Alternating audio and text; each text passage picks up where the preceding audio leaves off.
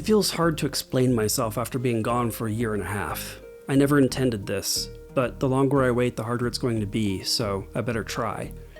Starting in January of 2024, I had a new medical problem that was very disruptive for a few months.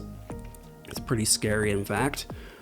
And while that was going on, I also had a major design crisis because as I started playtesting the full lineup of challenges, I realized that some of them were just not fun at all. They were tedious.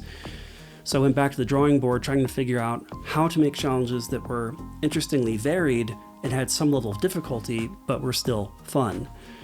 That led to some other design changes and scope creep, and then I hit my next major crisis.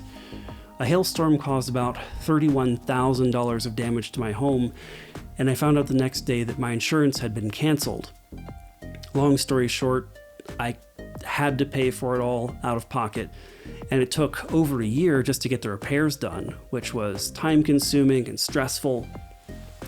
And then the third major crisis was I found out another company filed for a trademark on the name Galactic Chef. Now, I tried to do my due diligence at the beginning, and I didn't think anyone else was using the name, but they did apparently have it first, so I felt like the only right thing to do was to step aside and rebrand.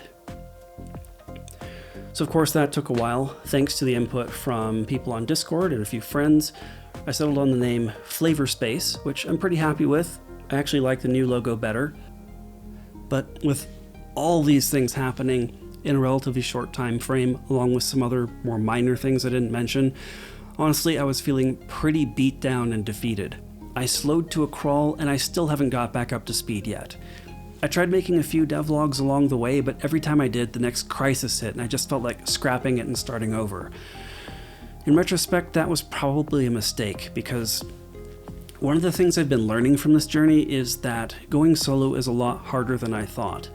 Lacking the structure of a typical workplace, the support of a team, and external accountability. These videos were the best form of accountability that I had. Knowing that an audience is expecting an update at least put some pressure on me to deliver. And as stressful as that was at times, I think that's something I actually needed.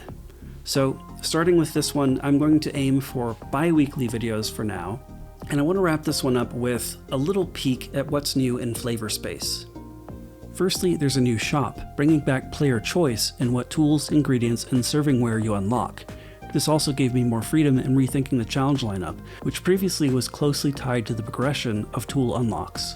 Next, ingredients now have listed features, including things like conditional bonuses, simulation behaviors, and hazards. Some of these things are new, some are just more clearly communicated now in the shop, pantry, and recipe planner. In the kitchen, the Tastalizer has also been updated with a more informative cook meter, and I've made some changes to the tools and equipment. The gravitongs now show an outline of what they'll grab, the vacuum now shows how full it is, the particulator blends toward a homogeneous mixture, and there's a quantum separator tool now. There's a lot more changed behind the scenes, and even the editing tools have come a long way. They're a lot closer to being ready for anyone to make custom ingredients and challenges, though that's still not going to be ready in the next update.